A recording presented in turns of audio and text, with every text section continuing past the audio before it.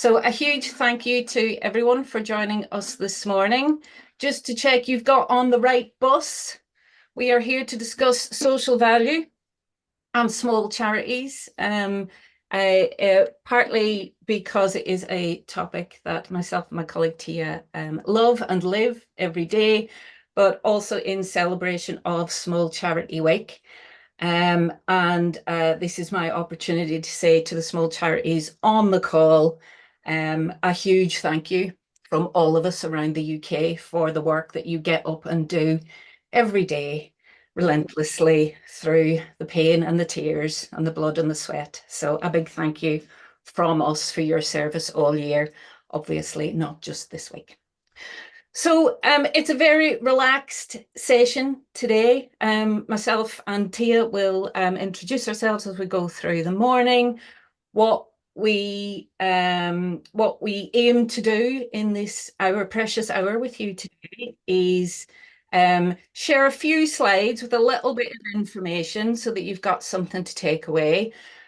But in planning this, we really just wanted to leave space for conversation and questions and half-formed thoughts. So that's the plan. We're hoping we will do maybe about half an hour on some slides, which will hopefully prompt some conversation, and then we'll crack on and have that conversation. Obviously, we can't promise to have the answers to all your questions, but we've got a room full of brilliant people here, and we can use all the minds in the room when we come together for a chat. So, with that being said, then I'm trying to think if there's any housekeeping, just the usual stuff. You know, if you've got kids kicking off and screaming in the background, or your dog goes bonkers like mine does, put yourself on mute. Other than that, please be in the room and enjoy chatting with us. So, ooh, still got people joining us, so you will probably see some of that pop up on my screen. I'm going to pop the closed captions off because they do strange and wonderful things with my Northern Irish accent. But if anyone on the call needs them, just come off mute and let me know. So, as I say, we are here today to talk about social value, and I do a range of lecturing people under the title of things like, will the real social value please stand up? I've also got a ruder version that is never mind the bollocks, where's the social value? But you're getting the cleaner version today, you'll be pleased to know. My name is Nicola. As I say, some good friends and long-standing colleagues on the call know who I am. I spent the first half of my career managing small social purpose organisations like you all do, and a chunk of that was done in West Cumbria, where I still live and work from. About 13 or 14 years ago, I got to a point in my own journey where I was absolutely fed up of reporting on numbers, counting outputs, never being able to tell the story of what our work really did. I did a lot of work around adult mental health in particular. And through that, I got interested in what was then the Social Return on Investment Network. And like I say, that is going back about 13 or 14 years ago now. So I well predate things like the Social Value Act. I am that old, but I've been working in this space a long time. So, and over the course of the last 13 or 14 years, then I'm a well-established member of the Social Value International and Social Value UK and Ireland families. And my approach to social value is the Social Value International approach. Nowadays, I spend about half my time evaluating and half my time training. And I'm happy to take any questions, obviously, when we get on to chat a bit later. On a personal note, you can tell from my accent that although I live in West Cumbria, I'm Northern Irish born and bred. And I grew up at a time in Northern Ireland that created my interest in social justice and social injustice and voice. And those are the things that propelled me into the career I now sit in. So, why social value? go, I mean, the roots of why social value go back a very, very long time.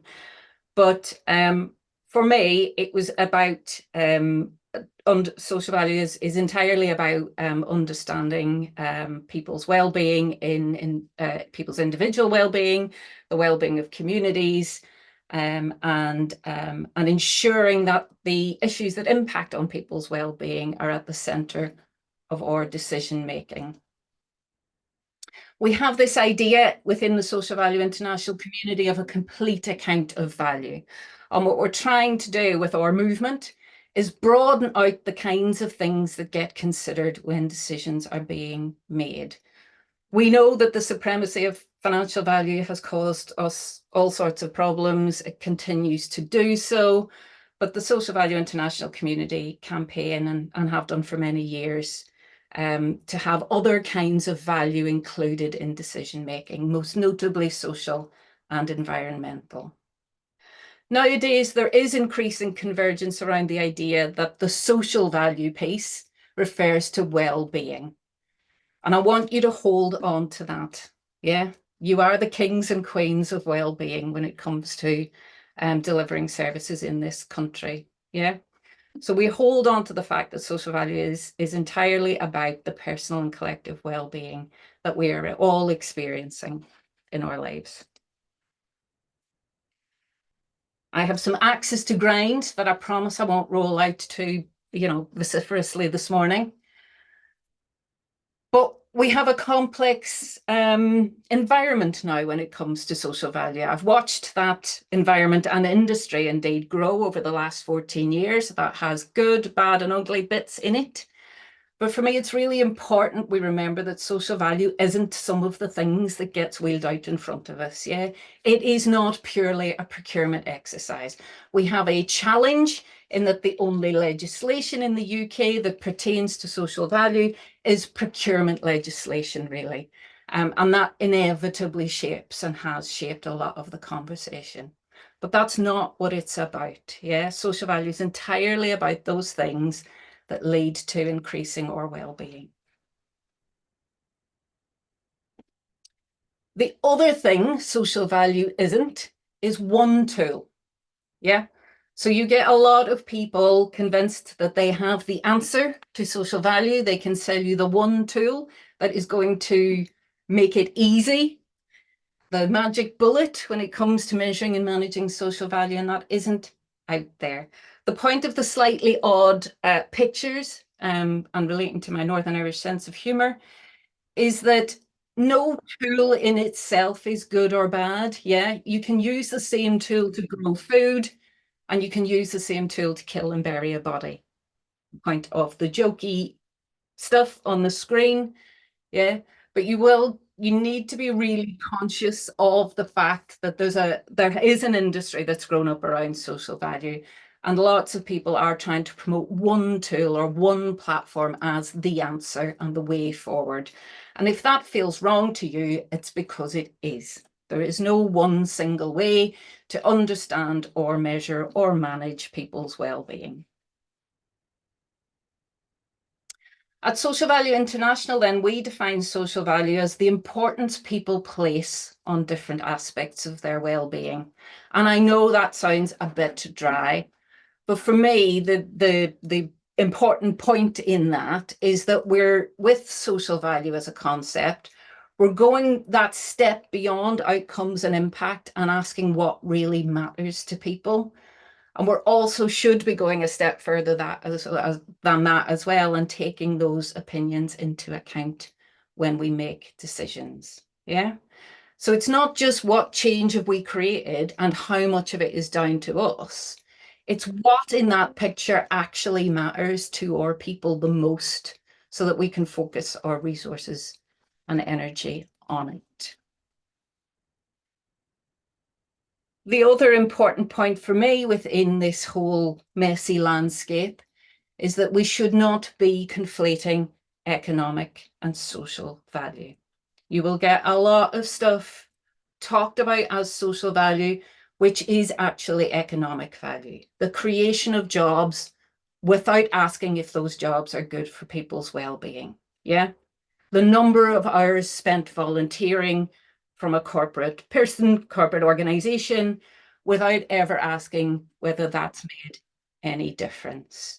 So one of the things I want you all to be critical of with a small c, as in engaged and conscious of, is that we really hold on to well-being at the heart of social value. And we are very careful about where we're conflating economic and social value. It is messy. If you're feeling confused about what social value is, that's the right response. There are as many different definitions as there are blades of grass. And we have to be conscious of that again as we're trying to pick through what this means for us and our organisations. If you are dealing with a funder, a local authority, a corporate partner who wants to talk to you about social value, the first thing to get on the table is, what do we all mean by it? Yeah. Although we have legislation around social value, we don't have regulation. Yeah. There are no social value police. There's no one who decides what the one definition is. So we have to be conscious of what we mean by it, and that other people might mean different things by it, and be able to navigate those conversations.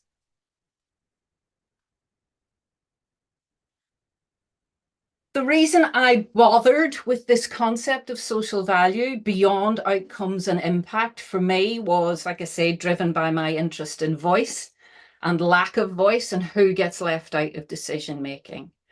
But one of the examples I use to describe why it's an approach that I like and why it might be of interest to you is an example I use from the COVID lockdowns. And many of you will remember and be familiar with the campaign that Marcus Rashford ran in response to food parcels being delivered to families in COVID lockdown. If we just think in outputs, yeah, and we just think about the need that if families are hungry, if we just think in outputs, the result we get is the picture on the left, yeah? You just get some food dumped on a doorstep, right? It's met the output, yeah? There's some food there. But we know that wasn't enough for all sorts of reasons, yeah? If we go a bit further and ask people what outcomes they want to see from receiving the food, and they're able to talk to us about feeding their families well, accessing proper nutrition, to support physical and mental health, and I'm using all the jargon now, but there we go. If we actually ask people about the outcomes, yeah, that they want to see as a result of receiving this food, we might design our services differently. We'd like to hope so, wouldn't we? Yeah. We're not just asking people what output they need met, what food they need dumped on their doorstep. We're asking them more questions about the kind of outcomes they want to experience. And if we go a step further and ask people about value, we ask people what really matters to them in that picture, they start to talk to us about dignity, about stigma, about choice and empowerment. Yeah. They take the conversation takes another move forward.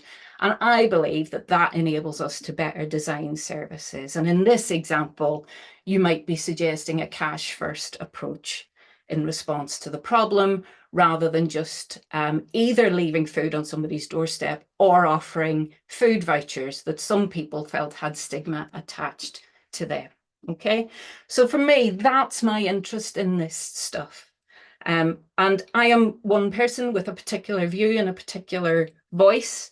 I'm part of a movement at Social Value International that this perspective sits within, but you are entirely and utterly empowered to engage with the concept of social value in a way that works for you, and think about what might be interesting and what might have usefulness in your work.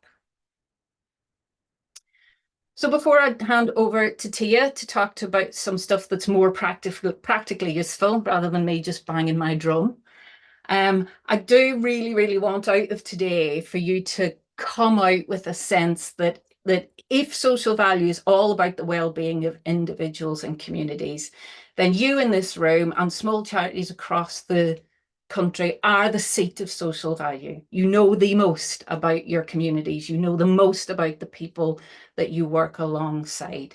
So when it comes to social value, I do want you to reclaim your power, step into that expertise because our decision makers need it. And wherever there's a social value table, I believe firmly that you should be around it. So I will stop my lecture at that point and hand over to Tia, who, as I say, is going to give you some more practical tips and useful information about what her and the team at What Impact are doing and what they have been learning over their journey. Then we'll come back to me for a few minutes. And then, like I say, let's get in the room together and have some good discussions about what might support you. So I'll be quiet and hand over to Tia. Yes, hello everyone. I'm Tia Sammanlahti, CEO of whatimpact.com. Can I make sure, do you see my slide? Okay, great. Yeah. Okay, so a little bit of my background. So I'm originally from Finland. I lived in the UK for 10 years, and one of the reasons I moved here is my background. I'm purely work in the private sector in all kind of hardcore brownfield, greenfield property development and such, but also always been very keen to help charities and support charities and build collaboration. And through my work in my previous home country, I got this idea of a matchmaking marketplace, which now is running as What Impact, which would cater very hyper-local matching between any type of charity, social enterprise, local initiative that would connect them with private sector organizations who might be having any resource available that benefits at the BCSC work. And that's why What Impact was then born. And as an active platform, it's been operating since 2017. At that point, social value as a concept wasn't anything to me, so to speak. It was more of like CSR and then social impact reporting, and hence also the name.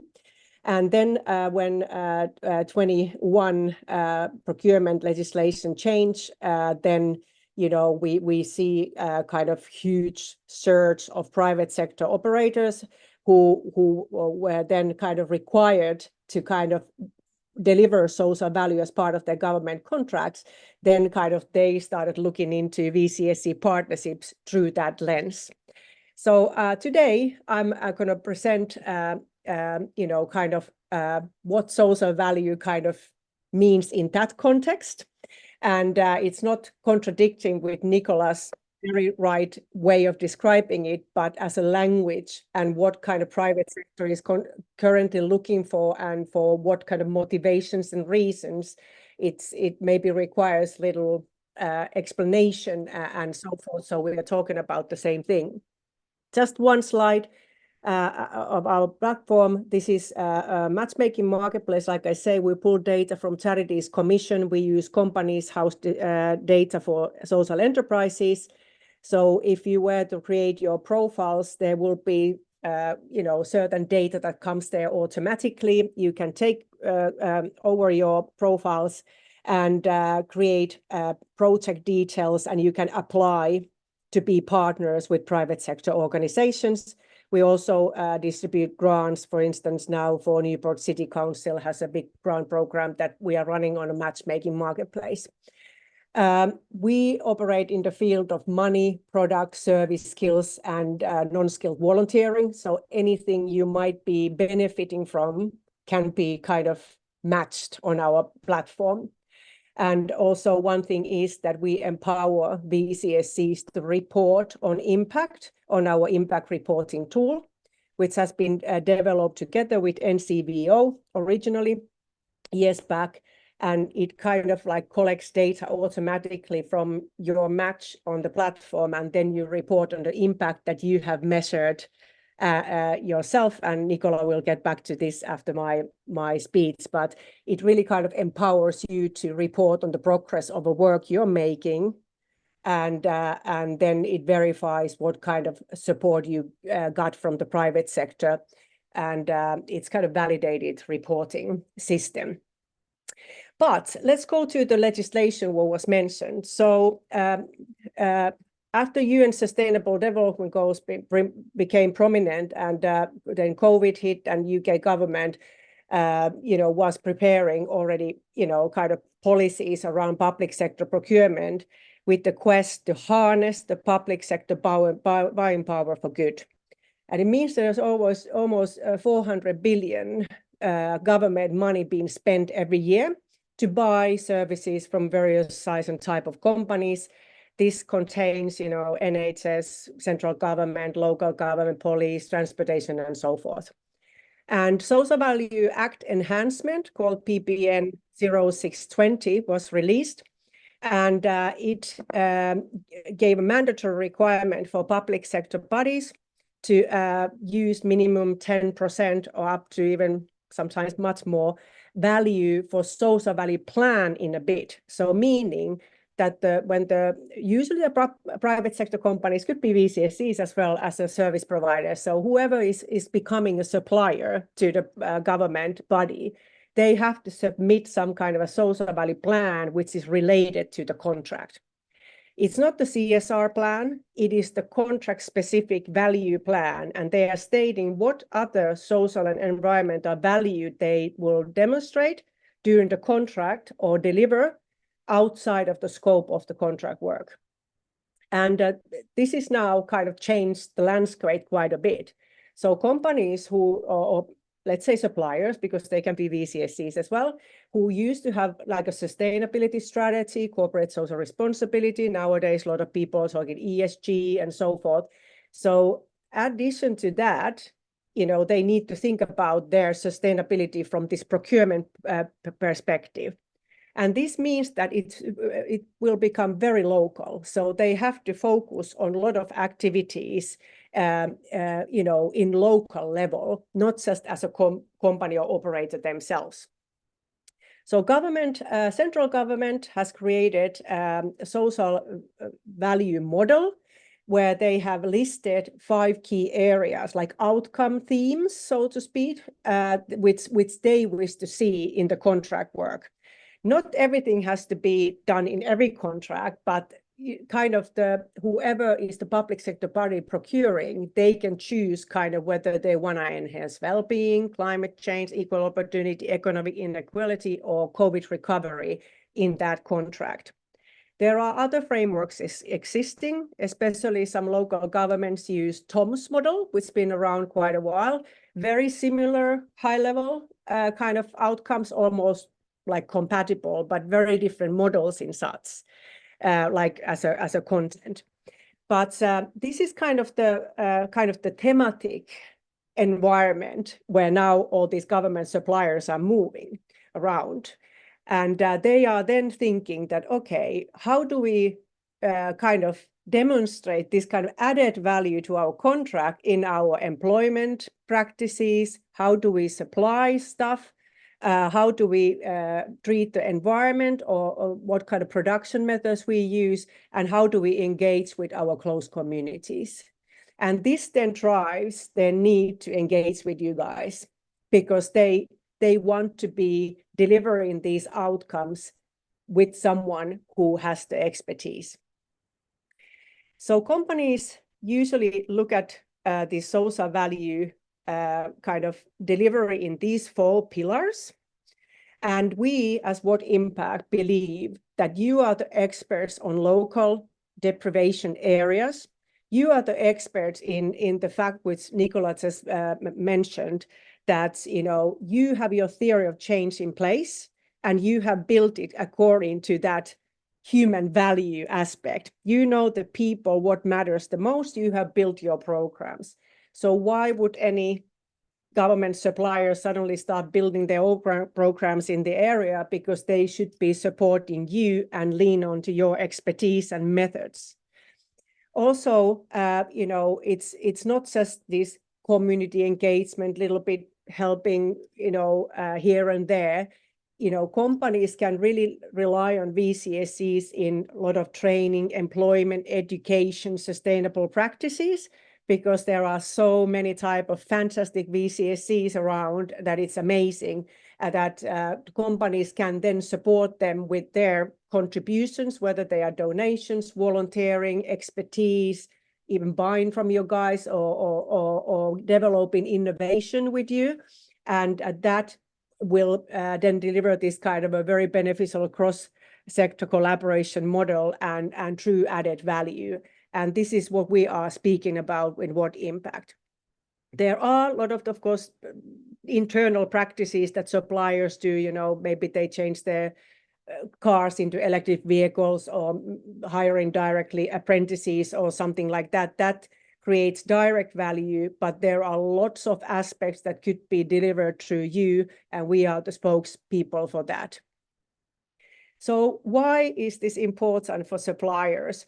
They are sometimes really stressed.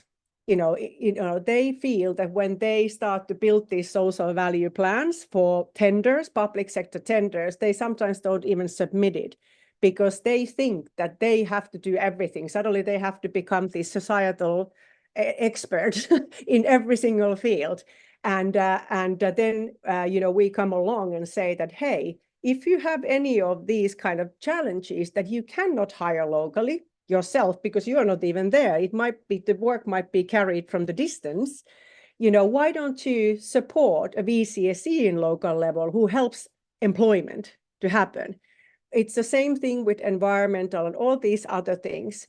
And this has been such a relief for many suppliers. They are keen to collaborate, but they're looking for methods to do so in order to kind of fulfill these contractual requirements. And therefore, it's very important that they understand what you do, and there is a clear communication of various aspects. And I will get back to this in the further slides. So you obviously are part of this kind of a social value network in this country and on local level. And more, it's not about, that who or, kind of the boundaries of organizations is more of that whether something is delivered or not. It's not necessarily important if somebody's so-called supplier or partner or are they directly delivering. It's more of that we do and change the conditions on the ground together. And there is a huge interest in all these public sector organizations to help and enhance the well-being of their staff, their patients, customers, residencies, and the whole community that they operate in. And this is like from the public sector clients, we hear this like every week, on and on, they are saying that, oh, we wish our local VCSCs would get more support from our suppliers, but they kind of don't sometimes find them or learn to understand their work, or there is not the good matching operations and stuff. And that's what we are trying to work on. So when it comes to these kind of high-level themes like well-being, and it doesn't matter what social value framework you use, and when this kind of overall well-being is quite explained, it's a vast concept. So if you think about what kind of work VCSCs do, everybody is improving well-being in some aspect. So it's not like that you have to be matching exactly with some kind of a high-level thematic concept. It is very much for interpretation. So I would, in your case, to really look into maybe government social value model and those themes and this kind of measured award criteria, what they're displaying on government side, and see which ones you will be in your work fulfilling, because you will fall into very, very many categories. It is the example is, for instance, that if you think about, let's say, environmental charity like tree planting, it's not about carbon footprint. It's about mental health. It's about inclusion. It's about it's about health, just like enabling people to do sports in certain park areas and so forth. It's all encompassing, and it's then up to you kind of define what are the impact that you are measuring, and how do you communicate your work so it is your work is understood correctly on the other side, from those suppliers, government suppliers who are looking for partners, because they are not experts of your work. And this is a really kind of normal example that this kind of supplier might think that if you're planting a tree, it's purely carbon footprint, for instance, and they don't understand that it has any other impact or any kind of a change in well-being other than that. And therefore, I'm always just saying that these frameworks are actually quite generous, and you all will fit into certain slots. It's all about communication and then ability to kind of report on your outcomes that are helpful for these donors and organizations who are volunteering. Then it's very important to look at your operations, in that sense, that what are the resources that you could benefit from? It's very common that companies, especially they said, oh, we cannot just throw money around in this contract work. Some do, they do a lot of local grants, but also then some companies don't have actually like monetary budget, but they have so much more. And it's not just random volunteering. They might be IT companies with training, product, service capabilities. They might be transferring your operations with their skills and capabilities, what they can deliver, but they have no clue what you would be needing. So when you start to kind of think about your operations and your kind of future pathway, you could think about that, okay, if I had this resource, what would happen? Or what about if I want to lift my organization to the next step, what would it require? And it's not only money when you think about it, it's more of that if I had money, I would buy the IT service. Then you start thinking that maybe I don't need the money because I could request the IT service and so forth. So then you are very clear what you are needing, because there might be a good match with you. And of course, everybody understands money is always good and it's super important and we encourage it, but sometimes that's not available. Also then volunteering, which we can discuss in the questions and answer, very, very tricky bit. Because in this contract work, the beneficiaries have to be in certain area and the work has to be done in certain place. Then comes of course, the restrictions in whether it's a match in general, that when are you running your project, when the volunteers are available and so forth. So if you're building your own kind of volunteering strategy, that would be super helpful, that you define exactly how you can operate. And then that would support your work and those, delivery outcomes, what you're trying to achieve. And then there's a clear message to this potential kind of a skills donor or organizations who are volunteering, that they know how they could support. And if they cannot do what you need, then unfortunately it's better to skip this partnership than take resources that you are not benefiting from. Again, this applies to products and services. What kind of products, services you could be utilizing, which would be giving you cost savings or giving you something that you wouldn't have money to buy otherwise.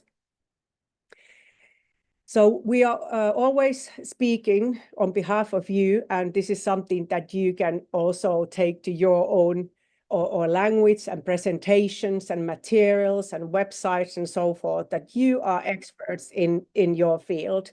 And you can provide, kind of proven evidence of that the project work and kind of what has been achieved. And also, as we know, your type of organization, you've been measuring impact for decades. And some of have, so robust methods. And there are so many like supporters, these private sector organizations who struggle to report for this social value in procurement. And they don't even understand that you actually had the data all along. And, so they are almost writing reports on behalf of charities for their reporting requirements, but you would have actually all the data anyway. And hence, we at What Impact have empowered you guys to use our impact reporting, because you are the only one qualified to report on your impact. that's kind of our philosophy of things, but emphasize the fact that you do this and you got this, and how you can then kind of report back to the organizations. Also, we feel it's a very ethical choice to work with VCSCs in many aspects, because you are there to exist for a longer period than the government contract. And it's very important that somebody doesn't create a huge beneficiary group getting help for 1 year and then they vanish and they never come back and the support ends, and you guys, kind of, you are there here to stay, so to speak. And this is also something that is important to communicate also to councils and local government organizations if you are in the interaction with them, and they could promote you guys or so forth to be one of their kind of suppliers, partners, because you are there to stay and your supporters can change along the years, but kind of, what the local people need, and you kind of take care of them in a longer term. Okay, so just a really quick, I already mentioned some of them. It's all about the match, and there are very different things that might not support the matching. So let's say there is a government supplier and they want to have certain high-level outcomes or KPIs in their contract. They need to understand, do you deliver that same thing? And there might be even like just a language barrier that we are talking about things in different manner. Also, you don't constantly think about that in what council area or borough your beneficiary comes from. If they come to a community house, you're not interviewing every time, but what's your address, please?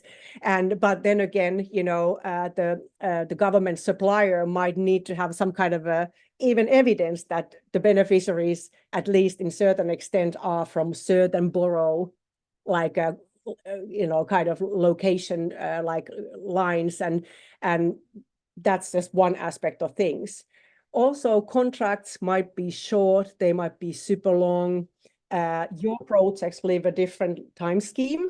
You are working maybe school operating months. You might be seasonal. You might be running programs because a grant funder has been mainly funded something to happen within a period. Then comes this other supporter who is actually operating within their contract timeline, which might not be aligning. And then, like I mentioned, these delivery KPIs, might be very rigid in the supplier side, and then you would need to have this discussion whether you can deliver what they are needing, so there is no miscommunication. But it's just a little bit different languages, but it will be all solvable in a good communication. And not everything can happen on what impact, of course. This is kind of how we have tried to solve this with all our data and templates and connectivity features. And now, like I already talked about the impact report, so I'm not going to be repeating, but I would at this point now give back to Nicola, because she has a few words about kind of how she recommends measuring and impact reporting to be kind of considered.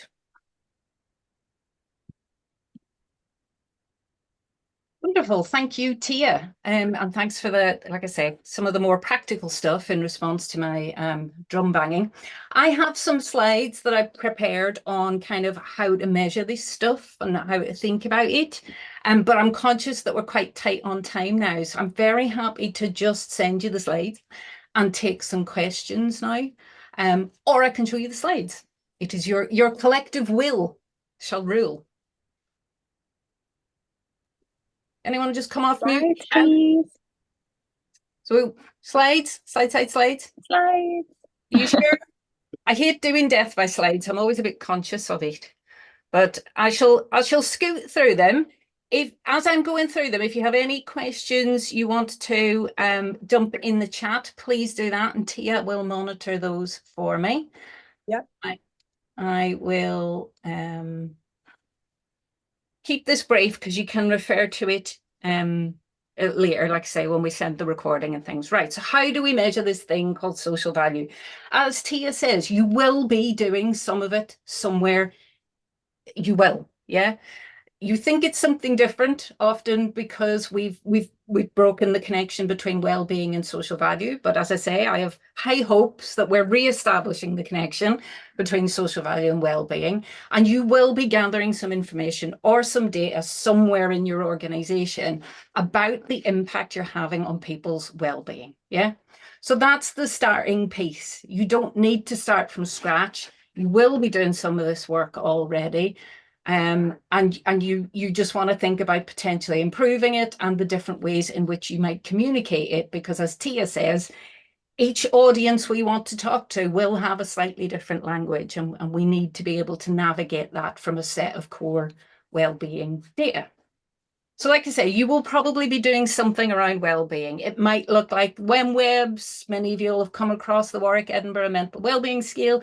You might ask people the 4 questions from the Office of National Statistics Happiness Survey. You will probably be doing something where you engage with folk and gather some data on what changes for them as a result of your intervention.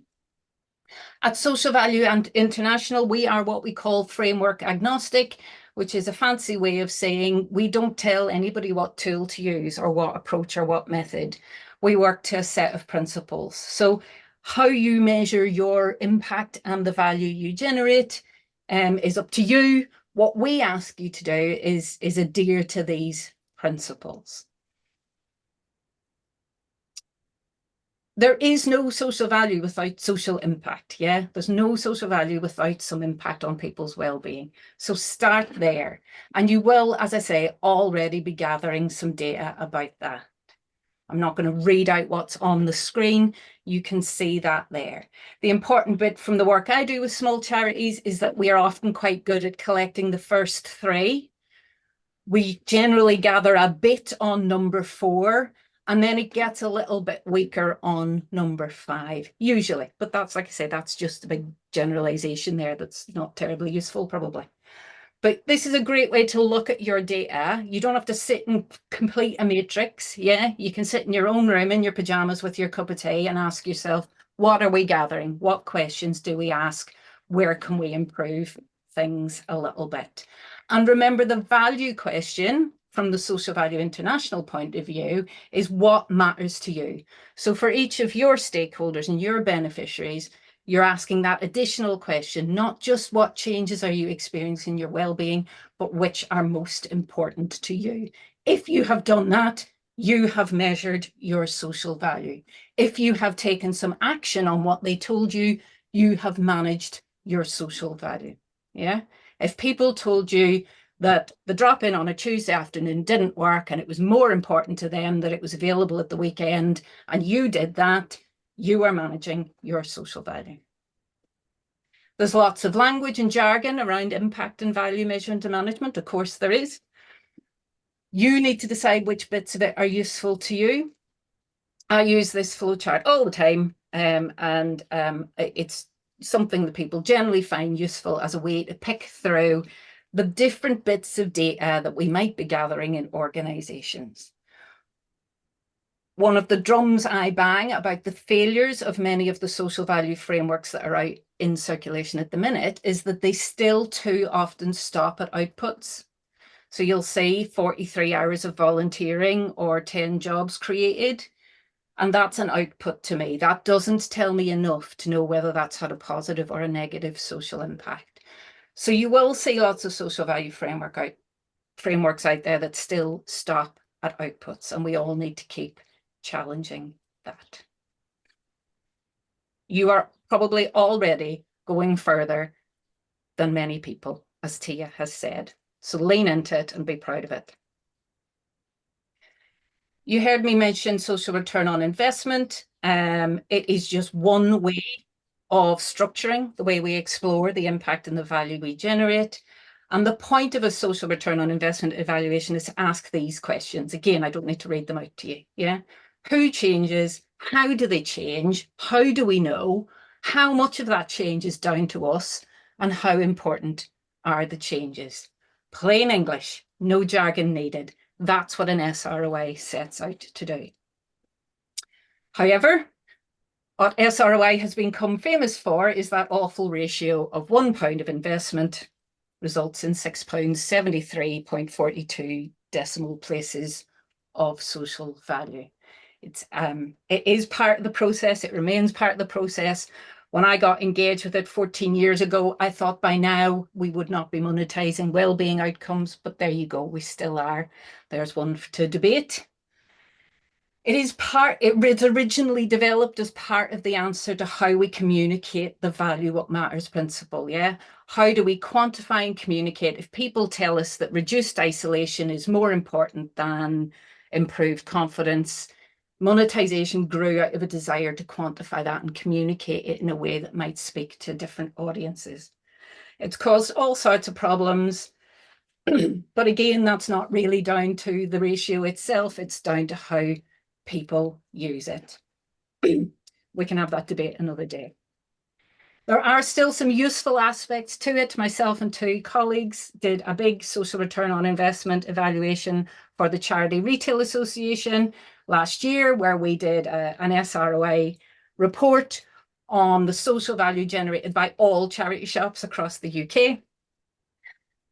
And you can see from the quantification and the numbers and the monetization here that it can throw up some interesting things. So just in one crude example, for example, you can see that one of the things we discovered that was that the greatest impact on individuals was on volunteers. So as the greatest impact per volunteer, they reported the most change in their well-being. But as a whole group, the most change in well-being was experienced by customers simply because there are so many of them. So it can throw up interesting ways to look at our data and think about it and engage with it to support our decision making. However we approach valuation and whether it's monetization or not, the important bit is to remember that we're trying to understand what matters to people. We're measuring social value so we can do more good and less bad. And it really doesn't need more jargon than that. When it comes to aligning with corporate reporting then, as I said, you probably won't struggle that much actually, because often corporate social value reporting stops at outputs. And you will be able to do that. It is what I call, when I'm feeling diplomatic, compliance rather than ambition. So I would like to see much more ambition, but what we do see a lot of is compliance. And you probably won't struggle with that. And in fact, you will have more to offer your corporate partners than outputs. You will have some data on outcomes as well. The social value model that Tia mentioned, and we can share more information for any nerds that are particularly interested in that, like myself and Tia.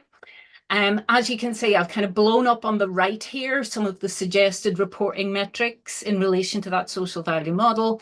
And as you can see, I personally find those very disappointing, but that's what you're looking at. That's what a lot of corporate partners will be reporting against. Things like percentage of companies that have a certificate, percentage of numbers of people, that kind of stuff. You will be able to give them that and more.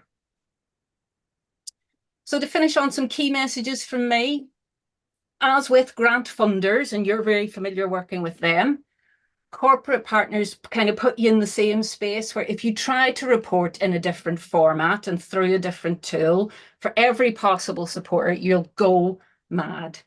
Acknowledge the flaws in the system and carefully pick the games you're prepared to play. Yeah, do it consciously. If you're gonna go into something, be conscious of where the lines are drawn and where the compromises need to be made.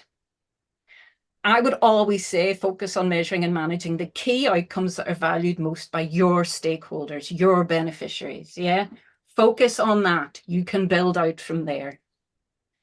Sell your approach to managing your impact and value as part of your whole package. Don't immediately offer to bend in a million different ways to report on a million different things, yeah? How you measure and manage your impact should be core to the work you deliver anyway, yeah? So own it and be proud of it.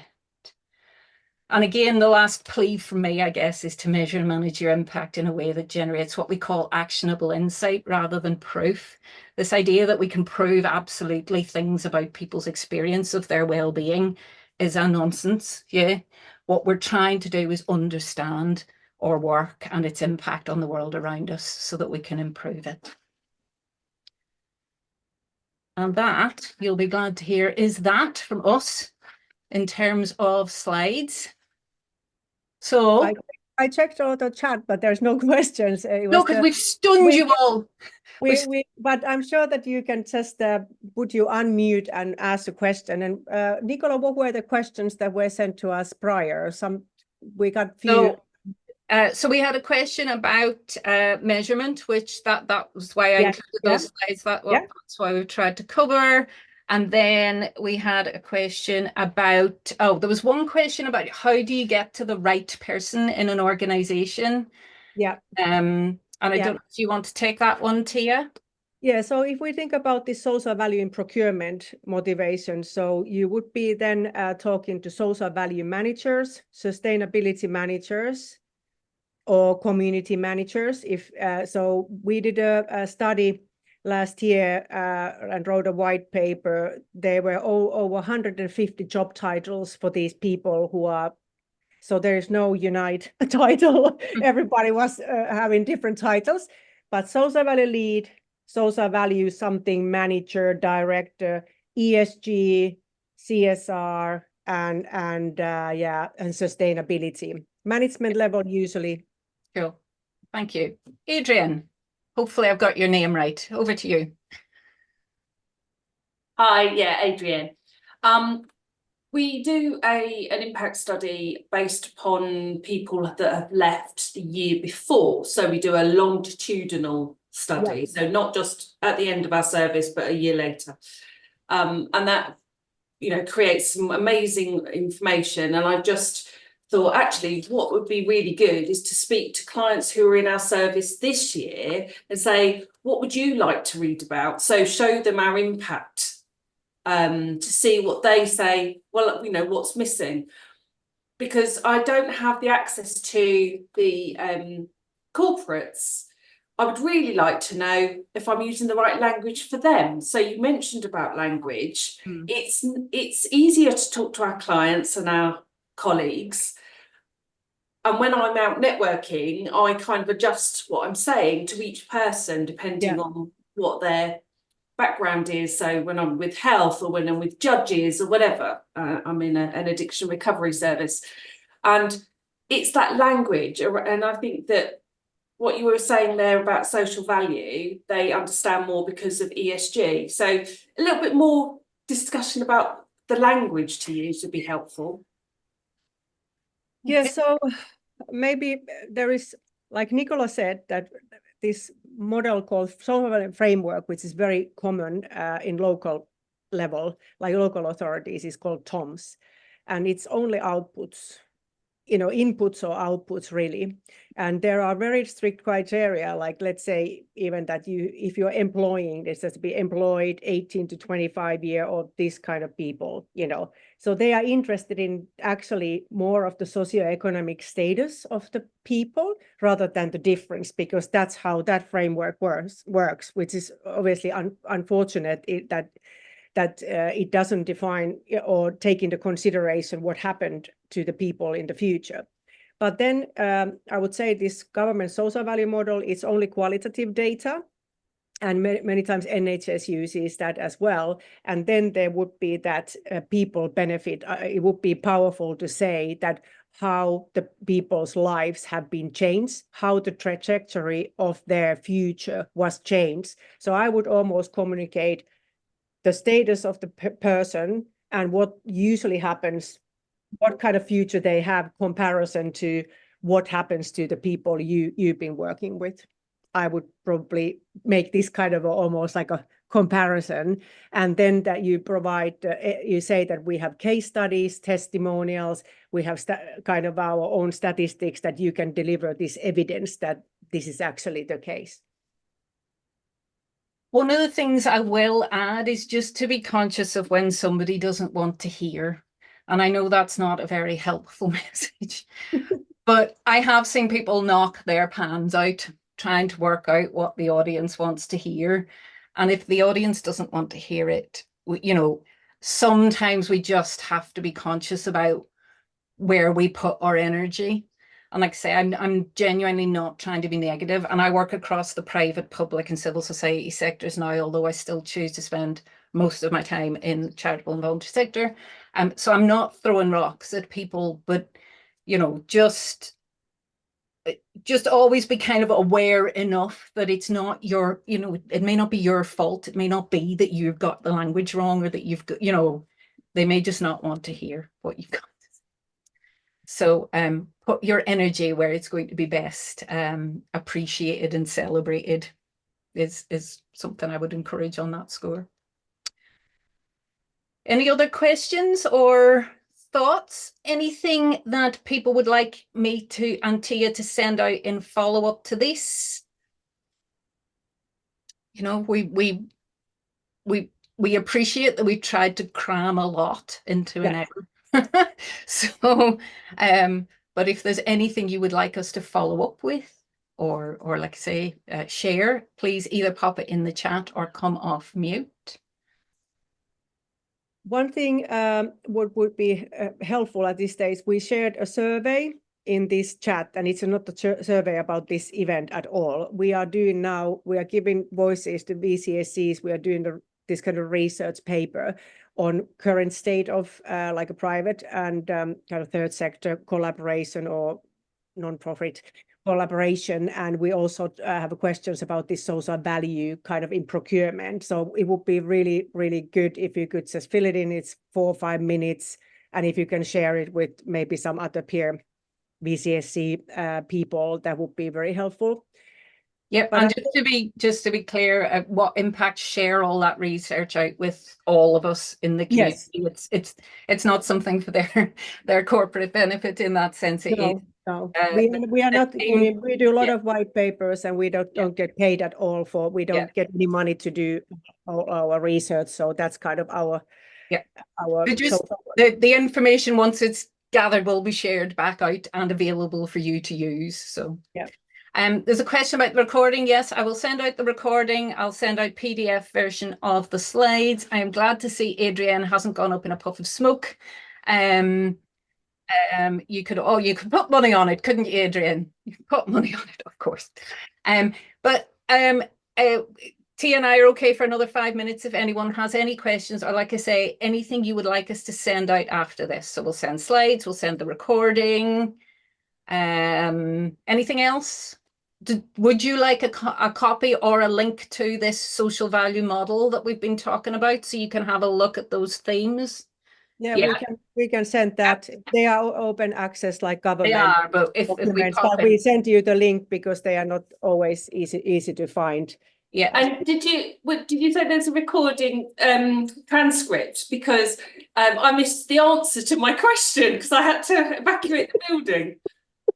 I did not run the AI meeting summary on this one, but you'll be able to just go to, 57 minutes into the recording.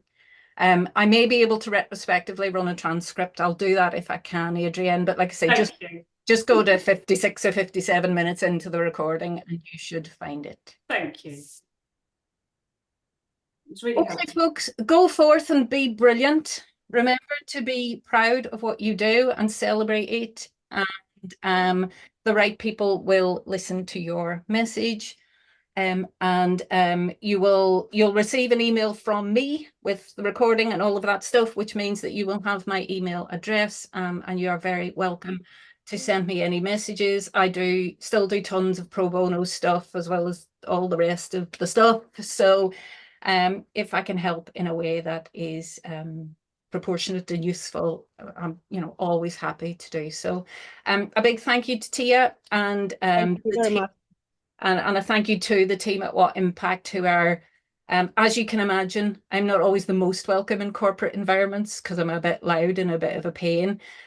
Tia does a much better job at advocating for you in the places where they won't let me pass the bouncer. So much thanks to Tia and the team for that. And yeah, thank you so much for spending an hour with us talking about nerdy stuff this morning. And I'll look forward to coming across you all in some other environment at some point. All right, thanks everyone. Thank you.